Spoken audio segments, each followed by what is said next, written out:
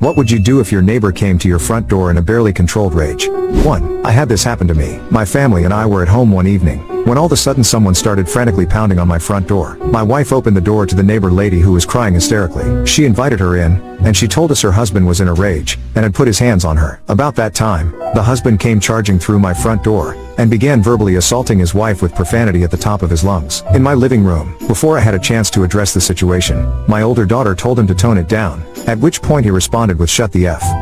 #K up, B hash, CH. The words barely left his lips before those lips were introduced to my fist. Turns out he had no interest in fighting another man. Once he found his feet, he was out my front door faster than he barged in. I'm sure most of the folks reading this will be disgusted with my actions. I don't care. What does matter to me, is the opinion of that man's wife. Years later, she thanked me, saying he never put his hands on her again. Not because he didn't want to, but because he was afraid she would run to my house. Fine.